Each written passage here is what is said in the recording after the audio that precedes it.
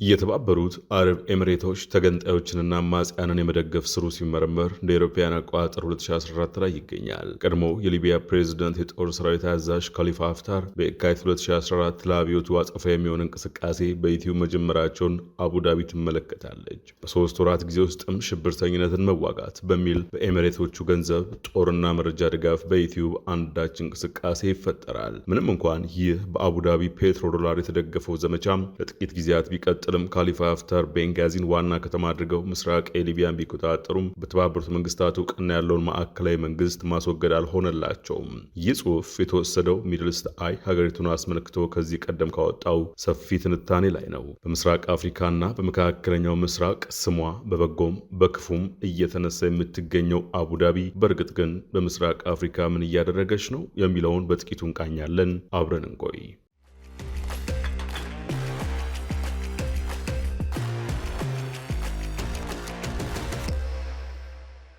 ባለፈው ዓመት በአብዱልፈታህ አልቡርሃን የሚመራው የሱዳን ብሔራዊ ጦር በአገሪቱ እየተካሄደ በሚገኝ እርስ በርስ ጦርነት በዘር ማጥፋት ወንጀል ተባባሪ ናት ሲል የተባበሩት አረብ ኤሚሬቶችን ከሷል። ይህ የዘር ማጥፋት ክስ አቡዳቢ በሄሜቲ ለሚመራው ፈጥኖ ደራሽ ድጋፍ ሰጪ ኃይሉ የጦር መሳሪያና የገንዘብ ድጋፍ ታደርጋለች ለሚለው ደብዛዛ መረጃ ብርሃን የፈነጠቀ ሆኗል። የፈጥኖ ደራሽ ድጋፍ ሰጪ ኃይሉ ባለፉት 10 ዓመታት የተባበሩት አረብ ኤሚሬቶች ከፍተኛ ድጋፍ የምታደርግለትና ጥብቅ ትስስር ያለው መንግስት ያልሆነ ወገን ነው። ነገር ግን ብቸኛው አይደለም። ትንሿ የባህረ ሰላጤው ሀገር ለስትራቴጂክ ጥቅሟና ተጽዕኗ ስትል ከየመን እስከ ሊቢያ ከሱዳን እስከ ሶማሊያ ያሉ የመንግስት ተቃዋሚ ተገንጣዮችን እንደ ትሮይ ፈረስ እየተጠቀመችባቸው ነው።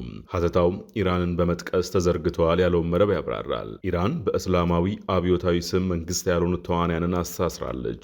እሱንም የመከላከል ክንፍ አክሲስ ኦፍ ሬዚስተንስ ሲል ይጠራዋል። ልክ እንደዚህ ሁሉ በሀገራት ውስጥ ሊቀሰቀሱ የሚችሉ አብዮቶችን የማክሸፍ የካውንተር ሪቮሉሽነሪ ባነር የተገንጣዮች ስብስብ አላት።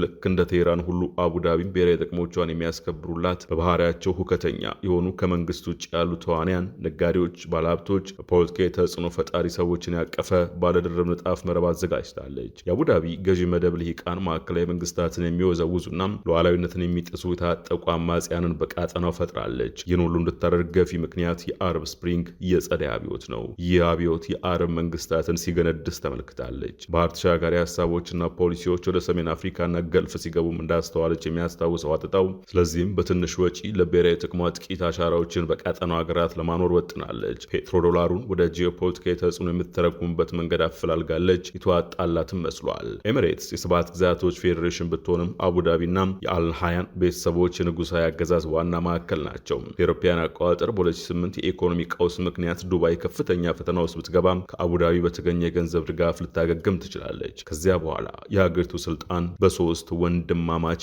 እጆች ተጠቃሎ ገባ። መሐሙድ፣ መንሱር፣ ታሃኑን ቢን ዛይድ ይባላሉ።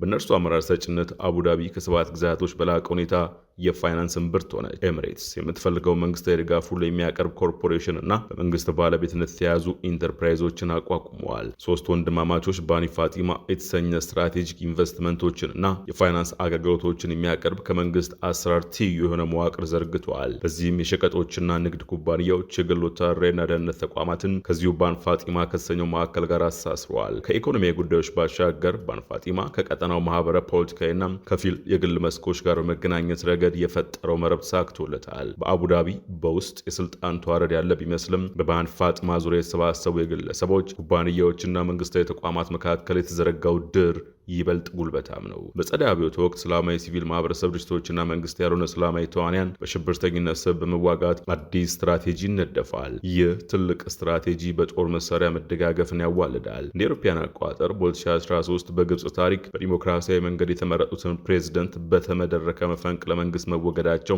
በምትካቸውም ወታደራዊ መኮንኑ አብዱልፋታህ አልሲሲ መንበሩን መቆጣጠራቸው ለአቡዳቢ ትልቅ ትዕምርት ሰጥቷል። በባኒ ፋጢማ በኩል የተፈጠሩትን ፈርጀ ብዙ መረቦች በመጠቀም በቀጠናው ሀገራት የውስጥ ጉዳይ ጣልቃ በመግባትና መንግስት ያልሆነውን ቡድን በመደገፍ ብሔራዊ ጥቅሟን ማስጠበቅ ዋነኛ ዓላማዋ ነው። ቻይና በመሰረተ ልማት ግንባታና ኢኮኖሚያዊ ጉዳዮች በቀጠናው ተጽዕኖ አላት። አቡዳቢ ደግሞ የጦር አበጋዞችን፣ የተለያዩ ወንጀለኞችን፣ ኮንትሮባንዲስቶችን፣ ነጋዴዎች በእሷ ላይ ጥገኛ እንዲሆኑ አድርጋለች። በዚህም በምላሹ በየሀገራቱ ትልቅ ተጽዕኖ እንዲኖራት በማስቻል ብሔራዊ ጥቅሟን ታስከብራለች። ባልተረጋጋ መንግስት ውስጥ ተገንጣዮችና አማጽያን በማህበረሰብ ውስጥ የሚዘረጉት ኔትወርክ አላቸው። ኢራን በተለያዩ ሀገራት ሺያን ከጥቃት ለመከላከል በሚል መነሻ ምክንያት የምትደግፋቸው አማጺዎች በማህበረሰቡ ውስጥ ከፍተኛ ትስስር እንዳላቸው የተገነዘበችው አቡዳቢ ይህን ልምድ መከተል አዋጭ መሆኑን አምናለች። በዚህም ከኢትዮጵያ በቀር ለማለት በሚያስደፍር ሁኔታ ድጋፍ የምትሰጠው ለታጣቂ ነገር ግን መንግስታዊ ላልሆኑ አካላት ነው። በሰሜን አፍሪካ የሊቢያ ብሔራዊ ጦር፣ ፈጥኖ ደራሽ ድጋፍ ሰጪ ኃይል በሱዳን፣ ሴኩሪቲ ቤልት ፎርስስ በየመን፣ የሶማሊላንድ አርምድ ፎርስስ እና ፑንትላንድ ማሪታይም ፖሊስ ፎርስ በሶማሊያ ተጠቃሽ ናቸው። በዚህ ውስጥ የተለያዩ ኔትወርኮች አሉ። ታጣቂዎች፣ አማጺና ቅጥረኛ ነፍሰ ገዳዮች፣ የደህንነት ክንፍ በነጋዴዎችና በሎጂስቲክስ አቅራቢዎች ይደገፋል። የፋይናንስ ዘርፉ ደግሞ ምናልባት አቡዳቢ ድጋፍ የምታደርግለት ታጣቂ ወይም አማጺ ማዕቀብ የተጣለበት ከሆነ በእሱ አማካይነት ተከለክለው እንዲያገኝ ትረዳለች። የመረጃው ኔትወርክ ደግሞ እጅግ የተደራጁ መገናኛ ብዙሃን ያሉት ሲሆን ለአማጺያኑ የሚጠቅም ትርክት መፈብረኩና ማስተጋባቱ የእርሱ ድርሻ ነው። የሚድል ኢስት ሰፊ አተታ ኢሚራቶቹ በተለያዩ ሀገራት የተጫወቱት ሚና ይጠቅሳል። ሊቢያ፣ የመን፣ ሱዳን፣ ሶማሊያ ከነዚህ ውስጥ ይመደባሉ።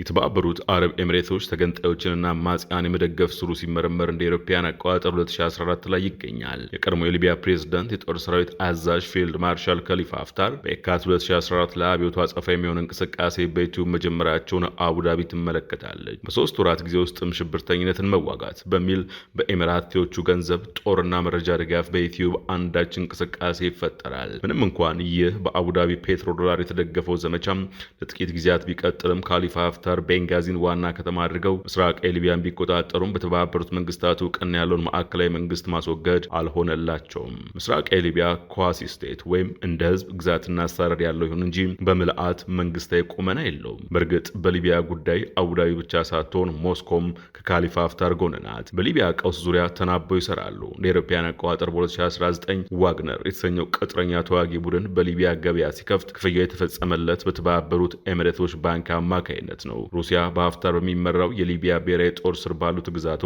እንዳሻት ትንቀሳቀሳለች። በቀጠናው የምታደርጋቸው ውጊያዎችም ከምስራቅ የሊቢያ በመነሳት ጥቃት ትፈጽማለች። ሀፍታርና ጦራቸው በበኩላቸው ነዳጅን እያወጡ ይሸጣሉ፣ ገንዘባቸውንም በአቡዳቢ ያስቀምጣሉ። አንዳንድ ሪፖርቶች እንደሚያመላክቱት ሀፍታር በተባበሩት አረብ ኤሚሬቶች የግል ባንክ ባለቤቱ ነው አገልግሎት መስጠት ጀምረዋል። የጎረቤት ሀገር ሱዳን ተዋጊዎች ቀድሞም ቢሆን በአቡዳቢ ኔትወርክ ውስጥ የነበሩ ናቸው። ተዋጊዎቹ በሰሜን አፍሪካ ከሀፍታሩ የሊቢያ ብሔራዊ ጦር ጎን ተሰልፈው ተዋግተዋል። ጦር አበጋዙ መሐመድ ሐምዳን ዳጋሎ ሄሜት የሚመራው የፈጥኖ ደራሽ ድጋፍ ሰጪ ኃይሉ በሺዎች የሚቆጠሩ ተዋጊዎችን ወደ የመን በመላክ ከአቡዳቢ ጋር ሆኖ ጦር ሰብቋል። በአልቡራን የሚመራው ብሔራዊ ጦሩም ይህንኑ በሚያረጋግጥ መልኩ አቡዳቢን በዘር ማጥፋት ተባባሪነት ሲል ከሷል። ቢቢሲ ከዚህ ቀደም ባወጣው ዘገባ ሱዳን በሀገሯ የእርስ በርስ ጦርነት በዘር ማጥፋት የወንጀል ተባባሪ ናት ያለቻትን የተባበሩት አረብ ኤሚሬትስን በዓለም አቀፉ የፍትህ ፍርድ ቤት ልታቆማት መሆኑን አመልክታ ነበር። የተባበሩት አረብ ኤሚሬትስ በዘር ማጥፋት ለሚወነጀለው የሱዳን ፈጥኖ ደራሽ ድጋፍ ሰጪ ኃይል እየሰጠች ነው ስትል ሱዳን ትከሳለች። ኤሚሬትስ ለፈጥኖ ደራሽ ኃይሉ የምታደርገው ወታደራዊ የገንዘብና የፖለቲካ ድጋፍ በምዕራብ ዳርፉር በሚገኘው የማሳሊት ማህበረሰብ የዘር ማጥፋት ወንጀል ተባባሪ ናት ሲል የሱዳን መንግስት ከሶም ነበር። የተባበሩት አረብ ኤሚሬቶች በኩላ የሱዳን ውንጀላ ውድቅ በማድረግ ቀልብ ለመሳብ የሚደረግ ትርኢት በሚልም በአፋጣኝ ክሱ ውድቅ እንዲደረግ ሰራለሁ ብላ ነበር። ሱዳን ለዓለም አቀፉ ፍርድ ቤት ባቀረበችው ክስ ላይ የተባበሩት አረብ ኤሚሬትስ ግጭቱን በማቀጣጠል እንዲሁም በምዕራብ ዳርፉር የዘር ማጥፋት ወንጀል የፈጸመውን ሚሊሻ ትደግፋለች ባይናት። የተባበሩት አረብ ኤሚሬትስ ዓለም አቀፍ የሆነ ጥሰቷ ላስከተለው ጉዳት ሙሉ ካሳን ጨምሮ በጦርነቱ ሰለባ ለሆኑ ሰዎች ክፍያዎች ልትፈጽም ይገባል ብሏል። ስማቸው እንዲገለጽ ያልፈለጉ የተባበሩት አረብ ኤሚሬቶች ባለስልጣን በበኩላቸው በሱዳን ጦር ተወካይ በኩል በዓለም አቀፉ የፍትህ ፍርድ ቤት የቀረበው ክስ ምንም አይነት ህጋዊም ሆነ ተጨባጭ መሰረት የሌለው ነው፣ ከዚህ አስከፊ ጦርነት ለማዘናጋት የተደረገ ሌላ ሙከራ ነው ሲሉ አጣጥለውታል። በዳርፉር ላይ የተጣለውን የጦር መሳሪያ ማዕቀብ የሚከታተሉ የተባበሩት መንግስታት ባለሙያዎች ቀደም ሲል የተባበሩት አረብ ኤሚሬቶች በቻድ በኩል ለፈጥኖ ደራሽ ያሉ የጦር መሳሪያ ታዘዋውራለች የሚለውን ታማኝነት ያለው እንደሆነ ገልጸው ነበር። ዓለም አቀፉ ፍትህ ፍርድ ቤት የሚሰጠው ውሳኔ በህጋዊ መንገድ አስገዳጅ ባይሆንም ጉልህ የሆነ ፖለቲካዊ ተጽዕኖ አለው። በእርግጥ የተባበሩት መንግስታት ወደ ሱዳንና ጎራባች ሀገሮች ከዚህ ቀደም ያሰማራው ከፍተኛ የባለሙያዎች ቡድን በሱዳን የእርስ በርስ ጦርነት ከጀርባ ሆነው የተሳተፉ የሚገኙ ሀገራትና ቡድኖችንም አጋልጧል። በሄሜት የሚመራው ሱዳን ፈጥኖ ደራሽ ድጋፍ ሰጪ ኃይል በሶስት ዋና ዋና መስመሮች ድጋፍ ያገኛል።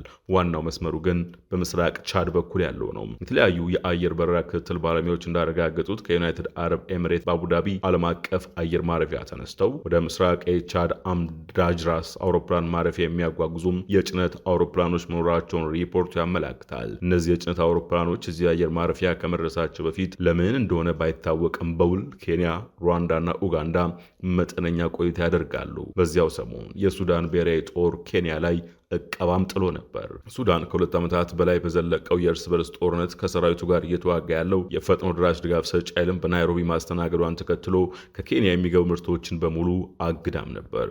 የፈጥኖ ድራሽ ኃይሉና ተባባሪዎቹ በሱዳን ትይዩ መንግስት የመስረት ፍላጎት እንዳላቸው የሚገልጽ መመስረቻ ቻርተር በኬንያ ተፈራርመዋል። የሱዳን ወታደራዊ መንግስት ምርቶች ወደ ሀገር ውስጥ እንዳይገቡ የጣለው እገዳም የአገሪቱን ሉዓላዊነት ለማስጠበቅና ብሔራዊ ደህንነቷን ለመጠበቅ ነው ሲል ተከላክሏል። በጦርነት የምትታመሰው ሱዳን ሻይ፣ የምግብ ዕቃዎችና የመድኃኒት ምርቶችን ጨምሮ በርካታ ምርቶችን ከኬንያ ታስገባለች። የሱዳን ንግድ ሚኒስቴር ባወጣው መግለጫ ከኬንያ በሁሉም ወደቦች፣ አየር መንገዶችና መሸጋገሪያ ኬላዎች የሚመጡ ማንኛውንም አይነት ምርቶች ተጨማሪ መመሪያ እስኪሰጥ ድረስ ታግደዋልም ብሎ ነበር። አስከትሎም ሁሉም የሚመለከታቸው አካላት እገዳውን በአስቸኳይ እንዲያስፈጽሙም አዟል። የኬንያው ፕሬዝዳንት ዊሊያም ሩቶ ከሱዳን ፈጥኖ ድራሽ ኃይል ጋር የጠበቀ ግንኙነት አላቸው በሚል በሀገር ውስጥ ሰፊ ትችት ገጥሟቸውም ነበር። ሱዳን የትይዩ መንግስቱ ምስረታ የተካሄደባት ኬንያ አርኤስኤፍን በመደገፍ የከሰሰች ሲሆን ከአገሪቱም አምባሳደሯን ጠርታ ነበር። ኬንያ በበኩሏ ሰላም ለማምጣት ለሚደረግ ጥረት ብቻ በገለልተኝነት የንግግር መድረክ ማመቻቸቷን በመግለጽ ራሷን መከላከሉ አይዘነጋም። የተባበሩት መንግስታት ሪፖርት የተባበሩት አረብ ኤሚሬትስ የተባበሩት መንግስታት ከፍተኛ ባለሙያዎች ይፋ ያደረጉትን ሰነድ አትቀበለውም። የበረራዎቹ ዋና ዓላማ ሰብአዊ ረድኤት ለማድረስ ሲሆን በተጨማሪም ቁሳቁሶች ለሱዳን ስደተኞች ጊዜያዊ ሆስፒታል ለማቋቋም መሆኑን ትጠቅሳለች። የባለሙያዎች ቡድን ግን በሪፖርቱ በረራዎቹ ያጓጓዙ ሰብአዊ ድጋፍ ሳይሆን ለፈጥኖ ድራሽ ድጋፍ ሰጪ ኃይሉ የሚውሉ የጦር መሳሪያዎች መሆናቸውን አረጋግጧል። የሄሜቲ ቡድን የጦር መሳሪያ የሚያገኝበት ሌላኛው መስመር ደቡብ ሊቢያ ሲሆን ከጦር መሳሪያ በተጨማሪ ከፍተኛ የነዳጅ አቅርቦት በመቀበል ወደ ዳርፉር እንደሚያጓጉዝ በሪፖርቱ ተመላክቷል። ሶስተኛው መስመር ደግሞ ደቡብ ሱዳን ሲሆን በዚህ መስመር ነዳጅ በብዛት ይጓጓዛል። ወደ ሱዳን በተሽከርካሪዎች ይገባል። ከዚያም ሐምዳን ዳጋሎን በሚቆጣጠሯቸው አካባቢዎች ይደርሳል ይላል ሪፖርቱ። አቡዳቢን በተመለከተ በቀጣይ ሌሎች ጥንቅሮች እንደሚኖሩን በማስታወስ ለዛሬው በዚሁ አበቃን። አዲስ ማለዳን ሰብስክራይብ፣ ላይክ እና ሼር ማድረግን አይዘንጉ። ጤና ይስጥልን።